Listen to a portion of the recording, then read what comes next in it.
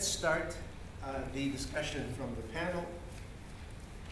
And the first speaker is Rudi Bogni, the director of Moody's UK. Thank you, Professor Leonardi. My lords, Dame Judith, Excellencies, ladies and gentlemen, good morning. I intend to talk to you today about innovation and technology in particular, but at the request of President Leonardi, I will make a few comments about rating agency at the end, just off the cuff. As an Italian, of course, I cannot start talking about the future without talking about the past. And what I portrayed here in 2 slides are some random samples of innovations which occurred during my lifetime. The randomness is not so much in the choice, which clearly was a choice of what to portray here, but it was randomness in how long it took for a particular technology to be discovered and then implemented. And if you can put your mind to some of the technologies listed on this first slide, you will see that some of them took quite a long time to be distributed globally. 1948, Velcro, 1949, first passenger jet, 50, fiber optics, 52, hydrogen bomb, 54, breathalyzer, vaccine for polio, 54, first intercontinental ballistic missile, 1955, first atomic clock, 1959, hovercraft and the first 3-point seatbelt, 1960, laser, 1961, contraceptive pills, 67, first heart transplant, 71, first floppy disk with 100K of memory, 78, the first test tube baby, 82, compact disc, 85, first Microsoft window, and so on and so forth. In my own professional lifetime, I started off with stencils and a phone that you could still see on in the Hollywood movies, and a telex which was making as much noise as an aircraft, and then had to learn gradually use of telefax, computers, the first portable computer, first laptop, mobile phones. I remember 87, in the midst of the crisis in the city, walking around with a phone about this size and an aerial about this size, as some of you may remember. And finally, the tablet. Now, the internet has really been the technology which has most affected our days. And clearly, when we think that in 1991 we had only 3 million people connected to the internet, in the 1991 time frame, the World Wide Web was founded, and the name Tim Berners-Lee might ring better in this room than Al Gore in the United States. In 96, 10 million people were connected. 98, there were 130 million web users. And we have now, in 2012, 1 billion users of Facebook. But what is technology? Put very simply, technology is anything which decreases the amount of labor, capital, energy, or any other resource which is involved in the procedure of creating value of any sort. The Massachusetts Institute of Technology, ever since 1899, was producing a review covering technologies.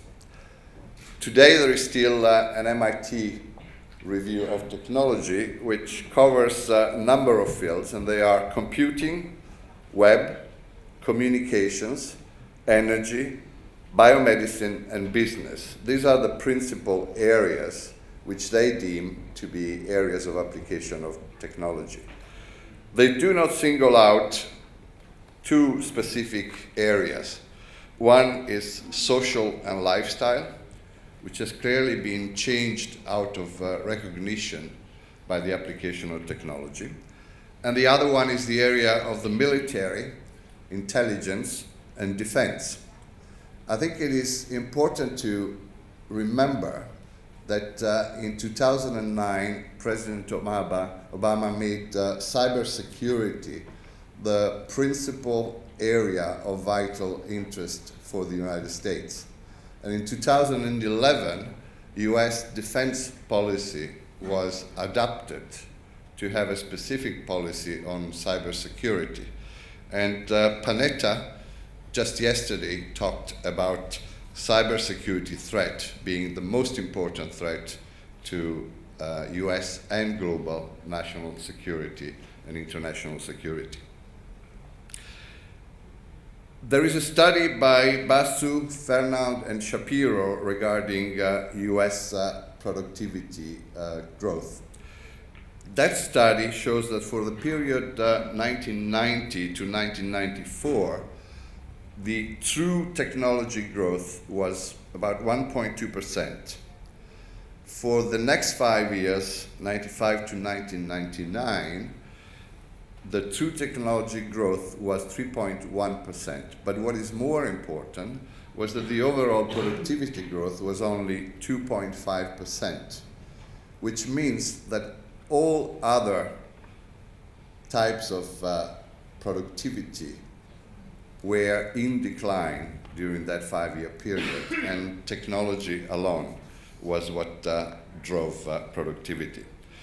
In one specific area, the area of information communication and technology, the ratio of productivity to, or rather a contribution of technology to labor productivity was analyzed in depth by Tobias Kretschmer in a study for the OECD. For the period 90 to 95, that percentage, i.e. technology-driven productivity to total labor productivity, was 17% in the United States and 36% in the United States. European Union and United States. 95 to 2000 was 42% in the European Union and 73% in the USA. For the period 2000 to 2005, the EU ratio was 45% and the US 43%, so roughly in balance. We don't have figures for the period 2003-2007 for the USA, but the percentage for the EU was 31%. Now, technology can only come to us through research and innovation, whether private or public. And in that binomy, I would add also the slogan of Tony Blair's education, education, education. But it's more fundamental than this. I think that research, innovation, and education as a corollary have become the only real hope that is expressed by politicians in terms of the future. There seems to be no other vision of what can trigger future growth and development than research and innovation. But as you well know, there are two types of research and innovation. One is blue sky research, the other one is applied research.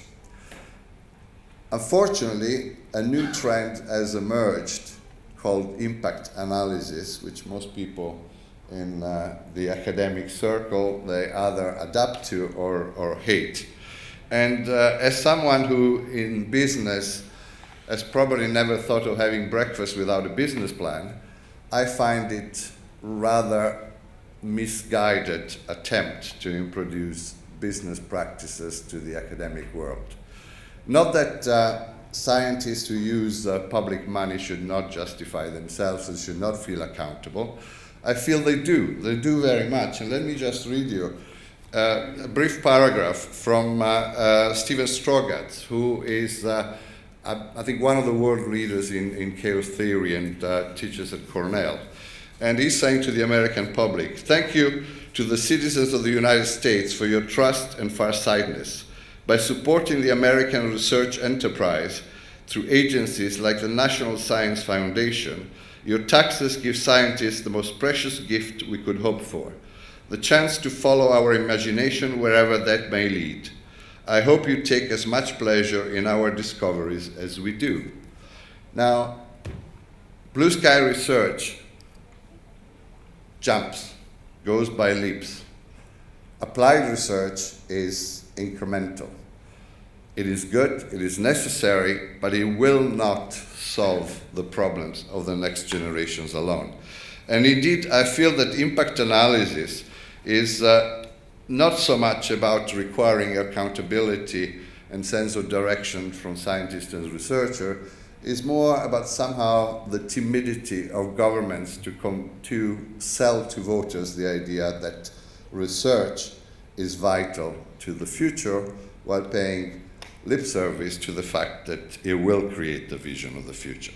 My own personal involvement with research is as a trustee of the Fondazione Bruno Kessler in Trento, which is a research institute which is 50% funded with public money and 50% with private money.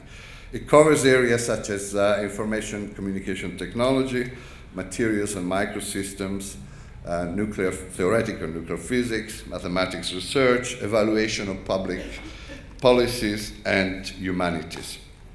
Some of the most exciting research areas in which this foundation is involved are things such as smart spaces, in particular domotica, the fitting of houses with devices which facilitated assisted living, in knowledge capture, the extraction and the modeling from different sources of knowledge and machine learning, dynamic processes in virtual societies, i.e. the use of solid statistical grounds on demographics and so on to devise processes for these complex societies. Digital humanities, the ability to have time and space related integration of text, of antique text, and artificial vision, things like digital earth and so on and so forth. I'm involved in a commercial sense with other areas of just as exciting activities, such as green energy that the President mentioned earlier, or life sciences and biotech, but because they are commercial, I think it's not the right place where to talk about it now. We clearly have a major conundrum. The application of technology requires skills and investment, and is subject to a J-curve. The investment does not come through immediately. So investment in technology and research is not an immediate payoff situation. But that is not the main problem. The main problem is the higher the bar, the technological bar we create for societies, the more people get left behind if they're not educated. What do you do with those people? And those people can mostly be useful only in activities which have to be funded by public money. And I'm not talking about the social state. I'm talking about garbage disposal. I'm talking about assisting the elderly, all social activities which needs to be paid for. So that's a major conundrum that technology and the increasing bar of technological development poses. And that raises a major political question. That is, innovation pays, but it doesn't pay immediately, and does not by itself distribute growth evenly. And at the same time, education pays, but also increases the bar of expectation, and that expectation has to be somehow fulfilled. As Professor Leonardi said, the capital is there. The problem is how you convince the capital to be deployed. And that requires trust, it requires vision. I'm not pessimistic. I think it's in the human nature not to be pessimistic. And I do hope that political solutions to our major conundrum of modern society will be found and will be found by consensus. Now, very briefly, 2 words about the rating agencies, the much maligned rating agency. My role as an independent director of Moody's in Europe was shaped by the European legislation, which was a reaction to the perceived failure of the ratings in structured finance and financial sector during the and leading up to the financial crisis. That legislation is very prescriptive. For instance, I can not get involved in individual ratings, but I'm accountable for the methodologies, and specifically for the methodology of structured finance in Europe. The big issue in Europe, really, in reaction to the rating agency, is about sovereign borrowers or sovereign institutions' ratings. And unfortunately, much of the debate is blaming the thermometer for the temperature. I can assure you that the methodologies that rating agencies use are as good as they could come. Or at least I can speak for Moody's because I know their methodologies very well. The big problem, I think, is the prescriptive way in which ratings have been used in almost statutory way through Basel II and so on, which have created a feedback loop which is self-asserting. But the reality is that there are problems. There are problems in terms of sovereign borrowers' ratings, which have been created first by distortion of the markets and then by the political reactions to them. Distortion of the market. When the euro was created, to me as a practitioner, it was obvious that if the currencies had converged, then the credit spreads would diverge. They didn't. Why? The markets didn't read the small script. They assumed that there was a solidarity pact, which at the time was not there yet. So the ill allocation of capital by the markets to the various countries in the Eurozone was a failure of the markets. What compounded the problem after the financial crisis was the political reaction, which unfortunately was on political times and not on market times, and therefore, by definition, too little, too late. Hopefully we are in the mending phase, and hopefully the rating agencies on the way up will be thanked more than they've been thanked on the way down. But there is still a fundamental issue. It's an issue which Rogoff raised when he came to Europe in 2009 to launch his book. And the fundamental issue is you can always choose between a short crisis and a long crisis. The short crisis is sharp, is terrible, it leaves a lot of dead on the ground, but you come out of it quickly. The long crisis may be less painful, but it destroys optimism and it destroys faith, and therefore it destroys investment. We have chosen collectively the long crisis. We're right in the midst of it. Let's hope that it will not be too long. Thank you very much.